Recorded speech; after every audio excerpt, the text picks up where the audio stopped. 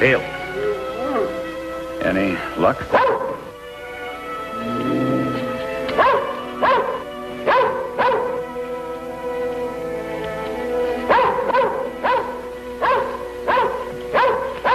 I didn't mean to startle you. That's rather clumsy of me. There's no harm done.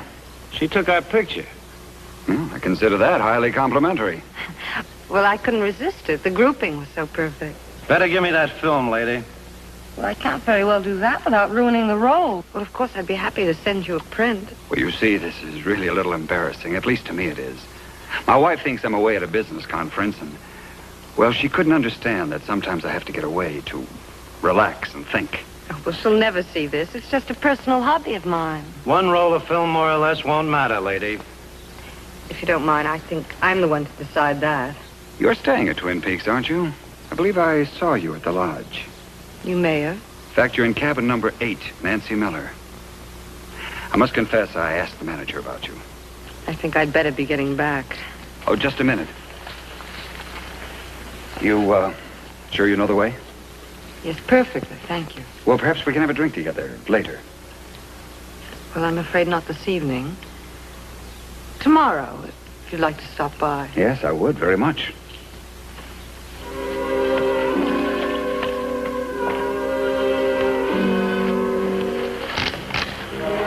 I was reliably informed that you're highly intelligent. I'm beginning to wonder. Do you know a better way? Several. But if it does come to your way, I'm sure we could pick a better place than this.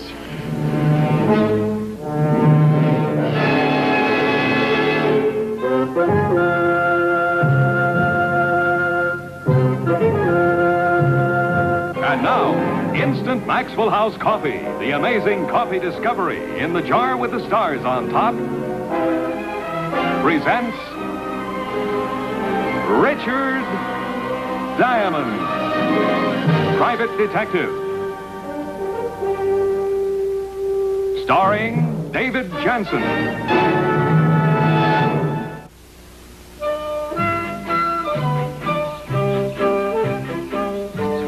Now, any man with good sense who goes fishing is not a man with good sense. From the crack of dawn to the crack of dusk, the only thing I hooked was the branch of the tree in back of me. No, it just doesn't look tender enough. To make it worse, I'd promised a certain young lady a fish fry. Jim? Harriet Talbot. Yes, I got it. Immediately, if possible. There's a plane at midnight. But they caught me at it. I don't think they know who I am yet. I'll call you.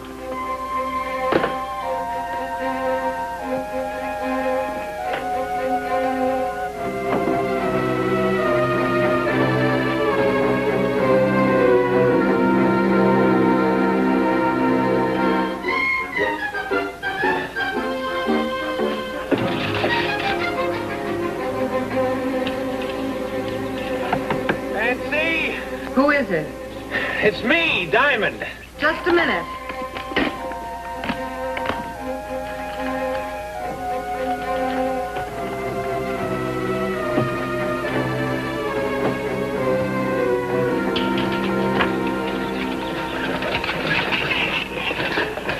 How big is the one that got away? 6'1", 180 pounds, me.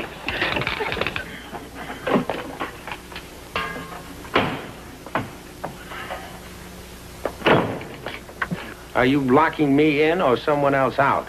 Habit, I guess. Yeah. And, drawing the blinds before it gets dark? Let's just say we do things differently in Kansas.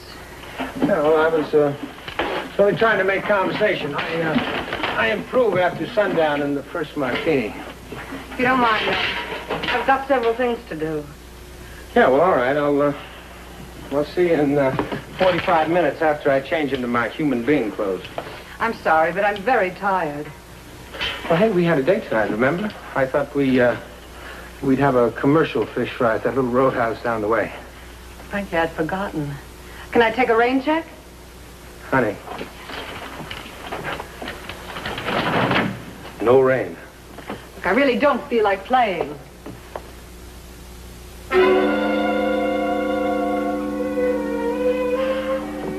And I have just got to figure that I have come to the end of a very imperfect day. No, wait a minute. Well, I was just being silly. We did have a date. Yeah, well, that's what I thought 2 minutes ago. And then 1 minute ago, I thought we didn't. What's in here? And there? Flies, honey. Hand-tied, custom-made, guaranteed flies. Only I didn't tell the fish about the guarantee. You know, as of today, I, Richard Diamond, completely renounce the noble art of angling. Huh? Now the other one. I seem to be pretty helpless. Would you open the door? You don't strike me as the completely helpless type, Mr. Diamond. Oh, wait, I'll get my purse. Why? Well, I'll walk with you to the lodge and wait for you there. I thought you said you had something to do here. That's what I said. I was being silly.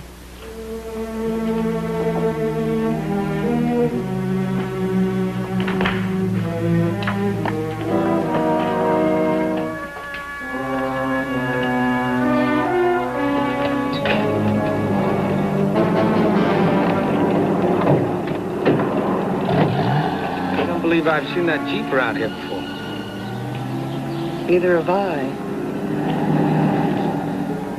Now, I wouldn't say I have a suspicious nature. Well, I merely don't trust anybody. And the girl was no exception.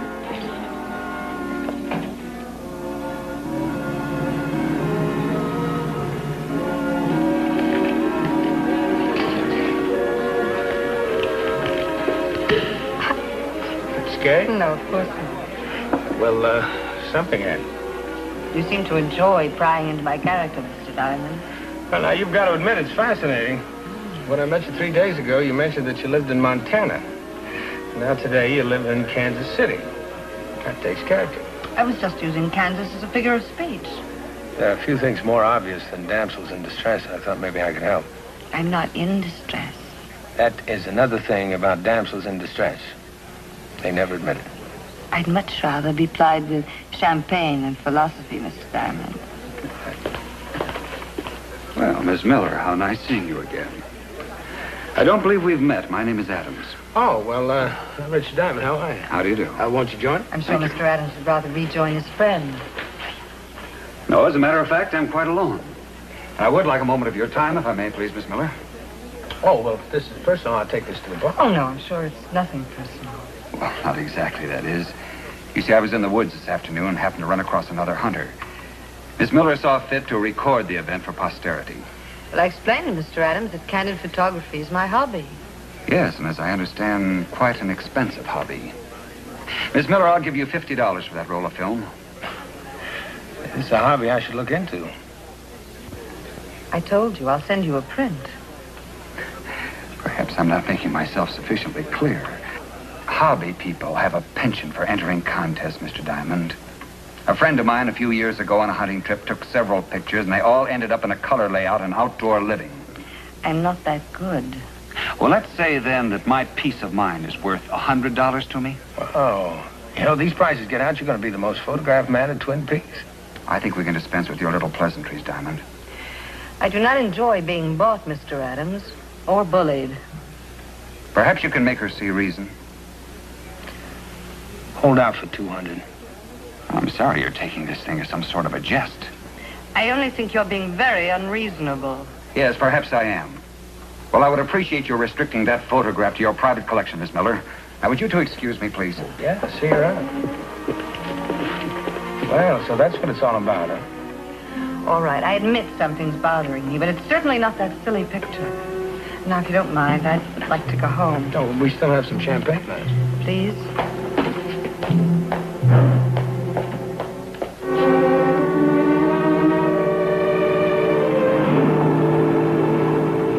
After Adams' prices, I don't suppose a penny for your thoughts would interest you. I was just thinking that we should have brought along a bottle of champagne to finish it. But I'll settle for a scotch if you've got one. Lady, you're practically asking for an invitation to stop by and see my etchings. Just for the drink. Yeah. I wonder who writes those travel folders. Excellent hunting and fishing, soft, romantic nights. You're a nice guy, Mr. Diamond.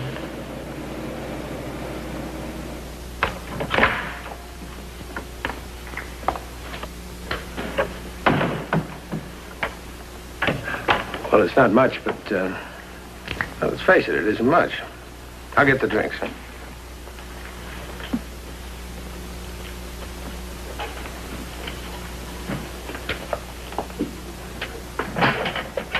On the rocks or with water? Some water, please.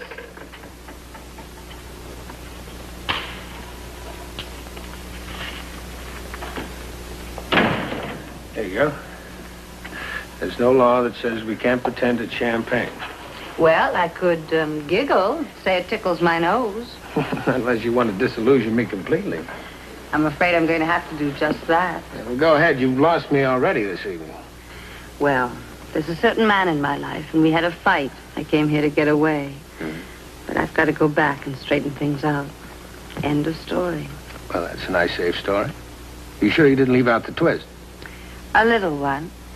I was going to go back earlier and take the large limousine into the city, and, well, then you walked in, and I thought maybe being with you... That I ran second in a 2-horse race? Rick, would you take me back to town? I'd rather appeal for a new trial. No, it's something I have to do. Lady, you have used up a year's supply of woman's prerogative in one evening. All right, come on.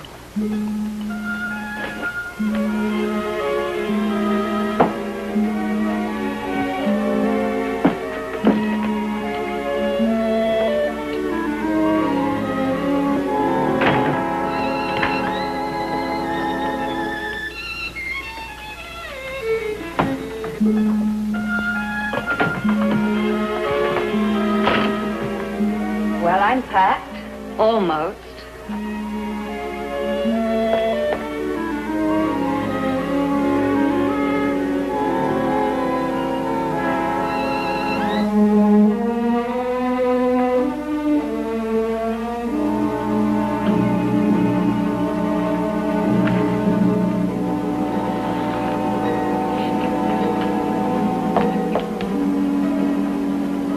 Have you noticed your blind is drawn? Let's not go into that again. All right, but it wasn't drawn when we left. Now, one of the reasons to draw a blind is to turn on a light. And one of the reasons to turn on a light would be to find something. Now, I'd say your room was carefully ransacked, Miss Miller. Get me out of here, Rick. Whatever you say. Did they get the film? No.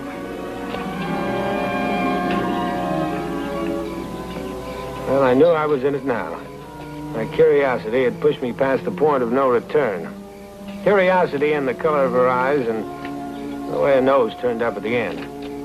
Well, I didn't regret getting involved. I did regret leaving my automatic 200 miles away in a drawer.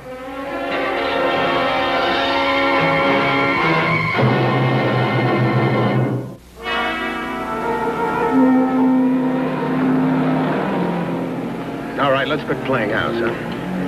I know things must look a bit peculiar. Peculiar? Well, let's see if it's strong enough. First of all, it's obvious that you went out with me to soften me up. You figured you could risk a few extra hours for the added protection of a personal bodyguard that'll stay with you to the plane or train or whatever.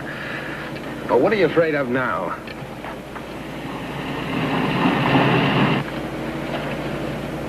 Who's behind us? I don't know. Adams, maybe. The man he met this afternoon, or both. Well, don't tell me that film isn't important now. How far will they go to get it? They're not going to get it. Now, let me put it to you this way. The name in the flap of your purse is Harriet Talbot. Tell me you changed your mind about your name. Rick, you've just got to trust me. I don't see why. It's obvious that you have the film and our little friends back there want it. I think I'll stop and give it to them. You can't. Look, they're not going to settle just for the film now. They'd have to take care of us. Well, lady, you'd better convince me of that or I'm slowing down. What if I told you I'm a reporter? Even with the few facts I have, I'd say that spelled trouble, if I believed you. Do you? Well, 90% no. It's the 10% that traps me. Guess I have to go along for the ride, don't I?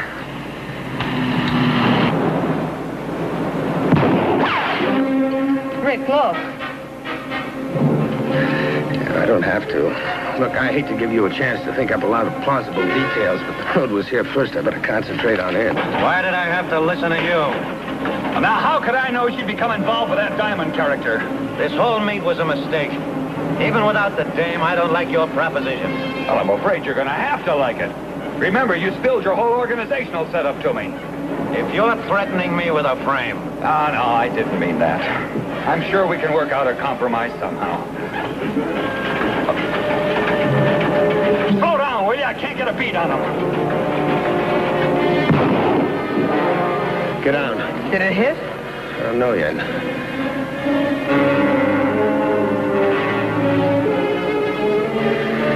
I take it back. It hit. What are we going to do? This big masquerade of yours didn't include carrying a gun, did it? I didn't plan on quite this sort of activity. I'll have to settle for your makeup kit.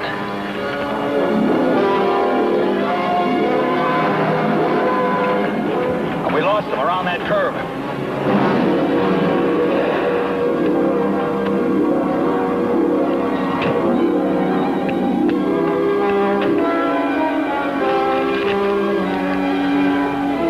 Your paper buys me a new car if this works. Get over there.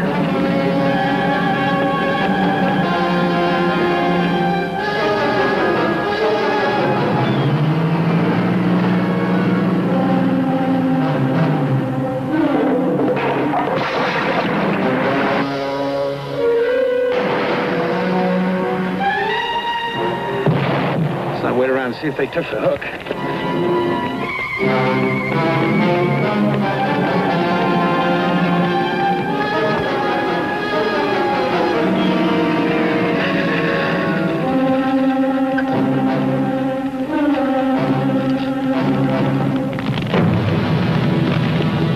I'd say this makes it perfect for us. Anybody could have an accident here. Yes. And even if the doors were sprung and they were thrown free, they still wouldn't stand a ghost of a chance. Not a ghost of a chance.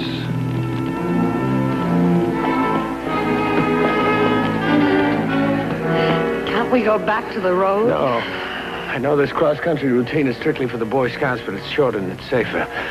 Besides, I don't think we can get a ride in the road. Unless it's in a Jeep. Come on.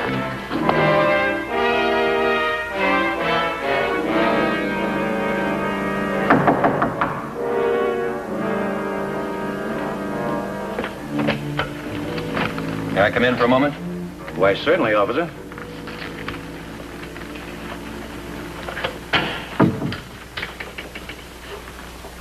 Harry Carlin? Yes? That narrows it a little. Narrows what? Car went over the cliff at Devil's Bend. We figured it had to come from here at Lakeview or from Twin Peaks. Had all the guests accounted for except an Adams, a Diamond, and a Miss Miller. All from Twin Peaks. Don't suppose you know anything about them? Can't help you. Too bad. All of them dead, I guess. No. Just one. Well, that's a break. But how could two people live through anything like that? There was only one in the car. A man. Must have been thrown free. Brush fire took care of his body, though. I see. Just one. Yeah, it looks like Adams or Diamond. We'll find out. I think that'll be all, sir. Well, good night, officer. Good night.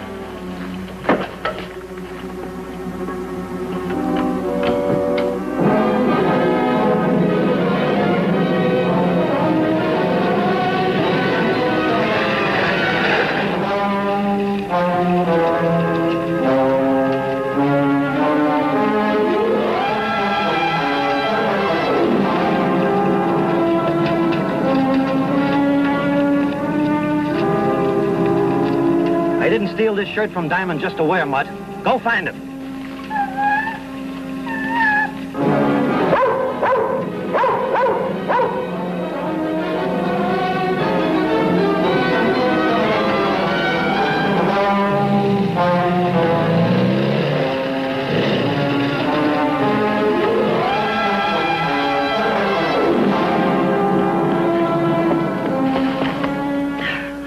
Can't I just go to sleep here for a little while? No. You're just trying to punish me because I won't tell you something that's none of your business. Yeah, now, look, anytime I'm subject to being killed, I think I have a reason to know why. I'm sorry. You'll understand in a few days. Yeah, well, I can't wait that long.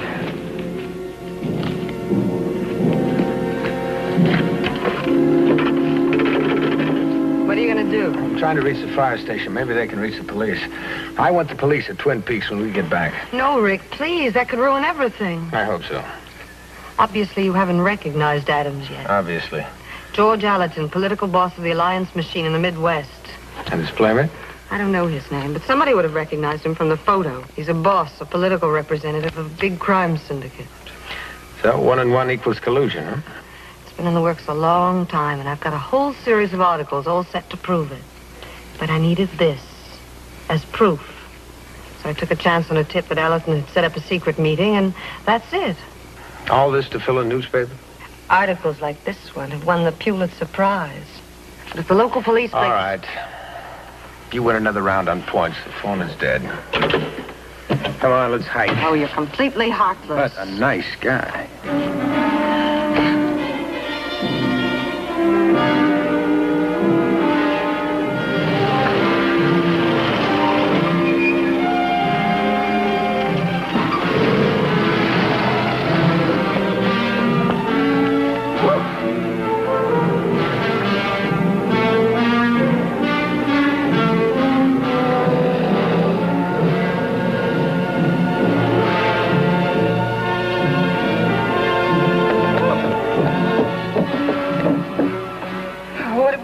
Wait for the Queen Mary? I have to settle for one of the lifeboats.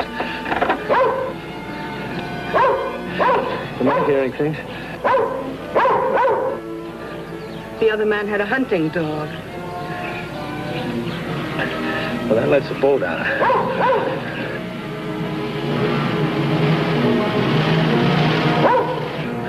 We'd be sitting ducks. Oh, it's better than standing ducks, isn't it? We can't outrun them, but we can make them work for it.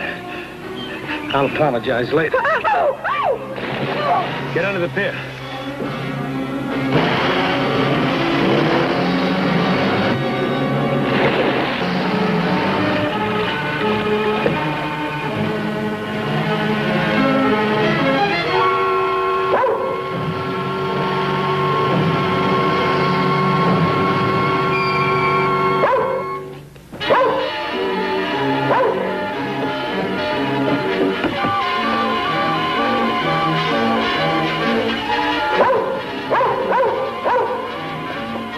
Come on out of there.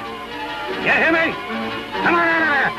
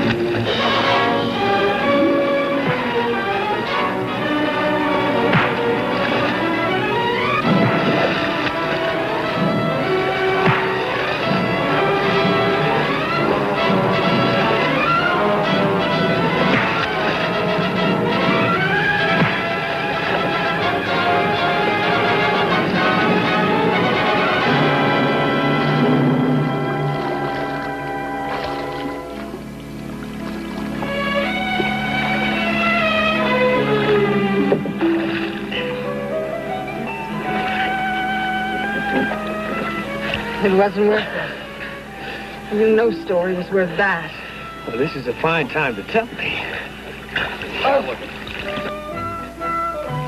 The film ended up a little soggy, but still good enough to print in Nancy's, Harriet's brilliant expose. And me? Well, we were going to have that fish fry after all.